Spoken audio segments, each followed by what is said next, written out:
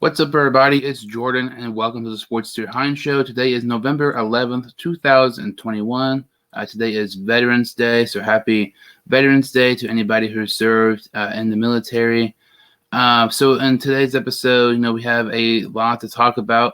Tuesday night was the release of the second college football playoff rankings. We'll be talking about that. And also, today is Thursday, so a new week in the NFL. Week 10 tonight is the Miami Dolphins taking on the Baltimore Ravens. I'll kind of preview all the games here in Week 10 in the NFL. But I'll get first started talking about the college football playoff rankings because I know some people don't like this rankings that was released by the committee, but I kind of felt like it's a little bit better than people give them credit for. So let's see here. Number one is Georgia, as no surprise. I feel like every single person should agree that Georgia should be number one. If you don't think Georgia should be number one, you are clearly I despise Georgia. You're probably an Alabama fan or something like that. Number two is Alabama. That's where this rankings to me is the major spot. That's just a major issue to me. Alabama beat LSU at home by 6 points. LSU is not even a good team. I don't understand how the Crimson Tide did not drop in this. Number three, Oregon. I don't understand this one either. I just don't get it. I mean, they lost to Stanford, who right now is 3-6. They just lost 52-7, their most recent game. This Stanford loss is way worse than people think when you look at Oregon's resume. They did beat Ohio State, but at the same time, that was one of the first games this season. Ohio State at that time was one of the youngest teams in college football. And then Oregon loses to, Stanford. That is just a horrible loss. And to me, I know they have the head-to-head over Ohio State, but I just do not see how you could have the Oregon Ducks over Ohio State right now. Ohio State is clearly the superior team. If they were to play right now, I think Ohio State would win by at least 14. I don't think it would even be close. And number four is the Ohio State Buckeyes. And, some people, think they should be higher. Some people think they should be lower. In my opinion, I think they should be higher. I know lots of people have said, Ohio State only beat Nebraska by 9 points. That's not very good for a team who's supposedly one of the best teams in the country.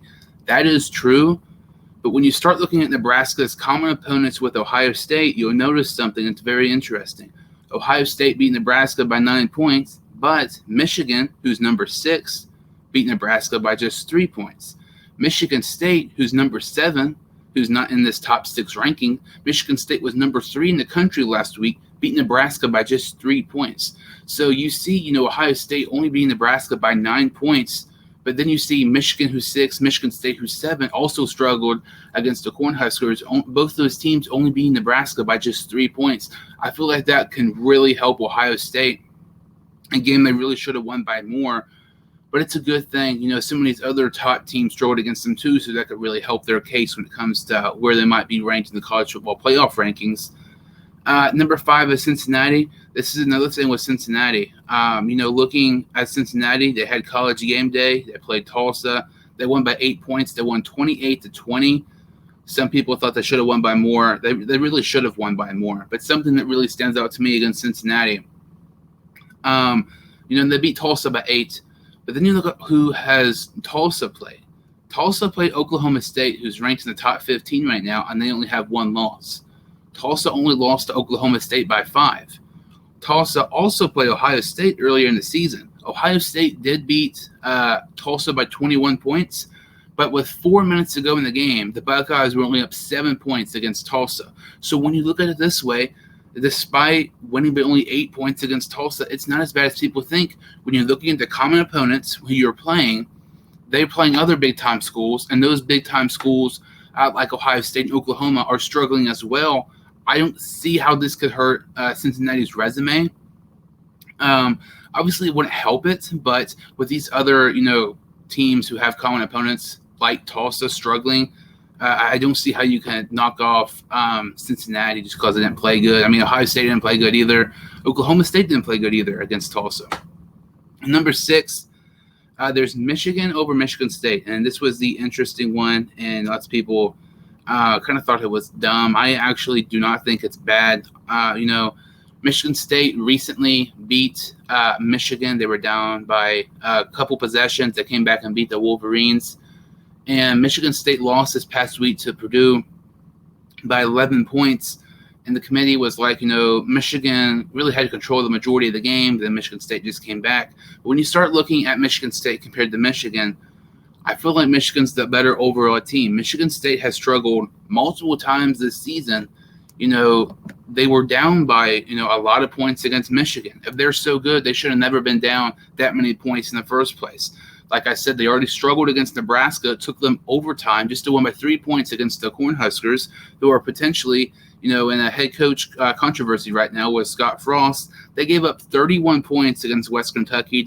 They did win that game, but that's a lot of points against a small school. They struggled against Indiana. They only scored 20 points against Indiana. They beat Indiana 20-15. Now, we already saw what Ohio State did to Indiana several weeks ago. So when you really start looking at this Michigan State team, I think they are extremely overrated. And, they just lost to Purdue, who at the time was unranked. They lost to them by 11 points. So I think it's the right decision by the College Football Playoff Committee to have Michigan number 6 and Michigan State number 7. I know Michigan State has the head-to-head, but when you look at each individual game, I feel like Michigan is probably the better overall team. And that's the main thing I agree with the College Football Playoff Rankings. 2, 3, and 4, I just don't really agree with that.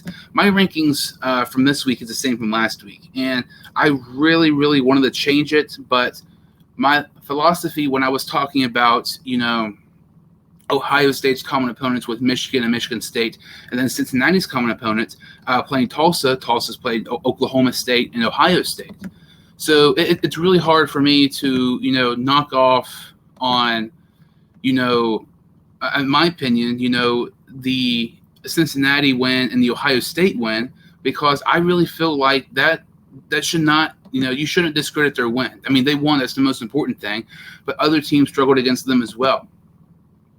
As you see here, this is my rankings. I had Georgia number 1. That's obvious. Ohio State number 2. I think they're the second best team in the country. I know they did not play great this past week. I know they did not play great the week prior against Penn State. I feel like part of that reason was because Penn State was just playing so good. But I really feel like Ohio State could beat Alabama. Ohio State could beat Cincinnati. They played Oregon. They're going to get revenge against them. I guarantee it. Number 3 is Cincinnati. They're undefeated. They've beat a top 10 team in Notre Dame. Notre Dame, I believe, is now ranked number 9th in the country. Cincinnati, they have some good wins. They beat Indiana. At the time, they still had their starting quarterback. I don't see how you cannot have Cincinnati in your top 4 right now. It makes zero sense to me. Cincinnati, if they were to play Oregon, I think they win. If Cincinnati played to Michigan, I think they win.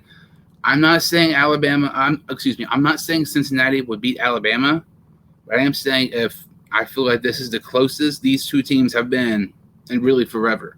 I think if they played each other, it would be a tremendous game, and I think there's a possible chance to see a major upset if they played each other somehow. Number 4 is Alabama. I just do not understand the hype with them. There's no reason they should be number 2 right now. It just makes zero sense. They lost to A&M, a team they were picked to win by, I believe, 19 points, and they're still ranked number 2 in the country. Who is this top superior team Alabama's beat? Georgia, they've blown out everybody. They've won every single game. Cincinnati has beat a top 10 team. Oregon, me not liking their rankings, they still beat Ohio State, who was ranked in the top 10. That's a very good win. In Columbus, that's, in my opinion, probably the best win any team has had this season. But Alabama beat a Florida Gators team who, by just 2 points, who now is 4-5 and possibly going to fire Dan Mullen. Alabama only beat LSU this past week by just 6 points, who they are going to get a new head coach very shortly. Of course, they're going to part ways with Ed Orgeron. So I don't understand how Alabama could be number 2. It just doesn't make any sense to me. Number 5 is Oregon. I know people said the head-to-head. Are we going to talk head-to-head? I guess that means Stanford should be ahead of We're going to talk head-to-head. That's basically saying Stanford should be above Oregon. That just does not make any sense to me. There's a fine line between saying head-to-head matters. It does to some degree. But if Oregon did not have that pitiful, embarrassing loss to Stanford, I would have Oregon ahead of Ohio State. But I don't think people realize how bad that loss to Stanford is. Stanford is 3-6 right now. This is the worst team they've had in quite some time. And number 6, I have Michigan. I did swap them with Michigan State. With Michigan State just playing very, very bad against Purdue. And the more you look at it, kind of mentioned earlier, I feel like Michigan's more the complete team rather than Michigan State.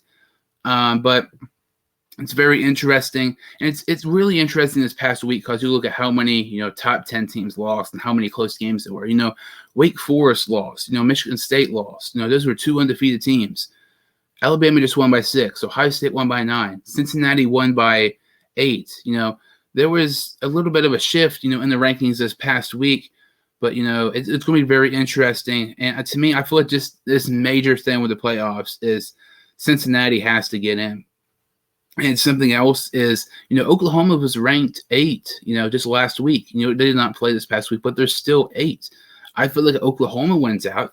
Then you can maybe see a situation where Oklahoma jumps Cincinnati because Oklahoma still has to play Oklahoma State. They play Baylor this week. Baylor's ranked in the top 15, and so is Oklahoma State. So there's still many dominoes to fall. And, you think right now maybe this could be the, 4 teams, excluding Alabama if they lose to Georgia. But, it was brought up the other day, there's a chance Alabama might not even be in the SEC championship game because the way Alabama is playing right now, I think it would be very close between them and Auburn. And if Alabama, let's say they lose that game and A&M wins out, A&M would end up winning the SEC West. So there's still a situation. Everybody's been talking about how Alabama is going to play Georgia in the SEC championship game. And if Alabama wins, they're in. And even if they lose by 1 point, maybe they're still in. But there are situations where they might not even participate in the SEC championship game. There's so many interesting storylines as we kind of get towards the end of the regular season in college football. Cannot wait for the official rankings, the college football playoff games to start. And I feel like this is one of those things, lots of people, want it to be 8 teams like that. I feel like 8 teams is probably the best, but who knows? It's going to be very exciting to see how the rankings are next week. So, the NFL season, I mentioned with college football, there were so many upsets and just games that were close that really should not have been close. And when it really, once some of that stands out, last week, really go back and look at the NFL schedule. There was tons of upsets last week. Not many people expected. The Bengals were picked to lose. The Bengals were picked to win against the Browns. Ended up losing by 25 points. The Titans upset the Rams without. It was just a ton of games. Teddy Bridgewater went into Dallas and beat the Dallas Cowboys. So we're kind of looking at some of these games here in Week 10. Tonight on Thursday Night Football, the Baltimore Ravens take on the Miami Dolphins. That's going to be a blowout. The Dolphins are just 2-7. That is just crazy to me. Even without Tua, I don't think Tua is good, but there should still be no reason you just are 2-7 right now, and probably one of the worst divisions in the NFL. Well, this game's not even going to be close. The Ravens are going to get an easy win here. But I feel like this could be one of those situations we've seen several times this season. The Ravens were picked to beat the Vikings. They were down the majority of the game last week, and they came back and won in the field goal. You go back and look at a couple months ago, Monday Night Football, the Ravens against the Colts. The Ravens were down quite a bit, and the Ravens defense steps up. Tucker makes a field goal and everything like that. And then you look at specifically, I feel like this is not being talked about. It's just crazy that it's not being talked about. The Baltimore Ravens took on the Lions. The Lions are the only team in the NFL who does not have a win. It took Justin Tucker to make the longest field goal in NFL history just to beat the winless Detroit Lions. So this Ravens team is good, but I think they're a little bit slightly overrated because you just take one, play here and there. Some plays they've got lucky. Their record would not be, 6-2 right now at all. It might be like a 5-3 or a 4-4. Some of these other games here, AFC East matchup, the Bills take on the Jets. The Bills, the embarrassing loss this past week against the Jacksonville Jaguars. I have no idea how that happened. I feel like that's probably the biggest upset in the NFL season so far. They go in New York to take on the Jets. Mike White will be starting this game, and I know everybody's, Mike White was amazing against the Bengals and everything like that. I don't think Mike White should be starting. Zach Wilson is still injured. To me, I feel like Josh Johnson should be starting. He came in Thursday Night Football against the Colts when Mike White got hurt. When Josh Johnson took over the Jets offense, I mean, they were just scoring pretty much constantly. Instead of throwing those 4 or 5 yard passes like Mike White does to running backs, Johnson was, throwing the ball down the field, taking chances. The Jets aren't going to win this game, but I feel like they might have a better chance of winning if Josh Johnson were to start rather than Mike White. I feel like this hype train with White is just ignorant and stupid. It's the typical hype train when you play on a top market team like New York and everything like that. But I feel like the Bills will win this one, especially, after pitiful performance last week, though, trying to regroup and probably embarrass the Jets this week. This game, heading into the season, you expect it to be maybe good, but it's not going to be good. It's going to be a complete blowout. It is the 6-2 Buccaneers taking on the 2-6 Washington football team. Ever since the Washington football team had that Monday night game win over the Giants with Taylor Heineke, they have not had a win since then. So I feel like, when you go back and watch some of Heineke's games, he is not really impressive. He's a lot like Ryan Fitzpatrick. He's just very, very inconsistent. Obviously the Heineke against Brady in the playoffs last season, the rematch of that. But I feel like the Buccaneers will win this one here. A pretty easy game. They will improve to 7-2 on the season. The Falcons take on the Cowboys, and I feel like the Cowboys will win this one, but, kind of expected that last week against the Broncos. Heading into last week, I thought the Cowboys were a top 3 team in the NFL, and then they were shut out the majority of the game against a Broncos team who, is just one of the most inconsistent teams in the NFL right now.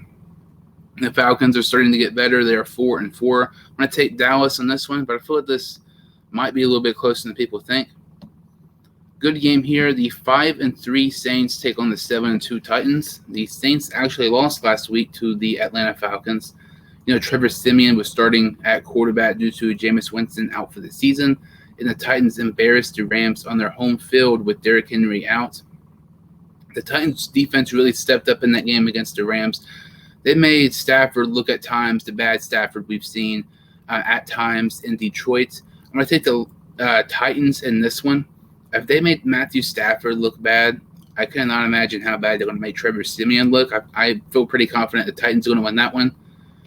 The 2-6 Jaguars go on the road to take on the Indianapolis Colts, who are 4-5. The Colts have had some, unlucky, fortunate events in some games, like I mentioned the Ravens earlier, and a couple other games. I feel this Colts team is very inconsistent, but I trust this Colts team and coaching staff more than I do Jacksonville. I take the Colts in that one and then improve to 500. The 0-8 Lions take on the 5-3 Steelers, which, there's a chance the refs might have to help the Steelers again on this one. I mean, looking at this game this past week against the Bears, it was just pitiful. Being a Bengals fan, I always complain about how often the refs help the Steelers, and I just feel like people are finally starting to realize how much it's one-sided when it comes to officiating when the Steelers play. But unfortunately, the Steelers will probably win this one. They're on a 4-game winning streak, but I take away the Browns. They have not beat any good teams at all. And after this, they'll be on a 5-game winning streak. The next game here, a couple games. I feel like this might be my favorite game of the week, or one of my favorites. The 5-4 Browns take on the 5-4 Patriots. And the Patriots basically have a whole new team from last season. Mayfield without Beckham is just completely different. I don't understand that controversy. The free Odell and all that stuff, it makes zero sense. The Browns are much better when he's not on the field. It should be a good game because I feel like this could be a similar situation last year with Cleveland. Look at last year. The Browns beat the Bengals, and Odell Beckham Jr. got hurt that play. He was out for the season. And once that Bengals game, once they beat them, that's when they kind of started to get on a hot streak. I can maybe see a similar resemblance this week with the Browns and Patriots. I'm going to take the Browns here. I don't know if it's an upset or not, but I like Cleveland in this one. The 3-5 Vikings take on the 5-3 Chargers. The Chargers were barely able to squeak by against the Eagles last week, and the Vikings lost another one-possession game this past week against the Ravens. I want to take the Vikings in the upset here. they're due for a big win. They have had so many chances to have big wins. They nearly beat the undefeated Cardinals and nearly beat the Ravens last week. They've had so many unfortunate situations. They ended up losing to the Cowboys with Cooper Rush as their quarterback. I mean, that's 3 games right there, and all 3 of those games are just one possession. They also lost to the Bengals. It was a one possession as well. So I'm going to pick an upset. I have the Vikings over the Chargers. The 4-5 Panthers take on the 8-1 Cardinals. Regardless if even Kyler Murray plays or not, or DeAndre Hopkins plays or not, I'm going to take the Cardinals here. The Cardinals are very impressive without Murray Hopkins this past week against San Francisco. And this Panthers team is a hot mess. They started off 3-0, now they are 4-5. Everybody talks about how Joe Brady is going to be a great head coach. You read some of these, Panthers fans, and you watch some of the Panthers games. His play calling, I don't think it's all of that. I don't think it's that great.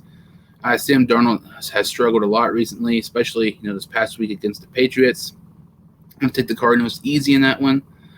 3-6 Eagles go against the Broncos, who are 5-4. I have the Broncos in that one. They improved to 6-4, and they're getting in a winning streak heading into the bye. If they end up winning this one, that's very, very beneficial for them.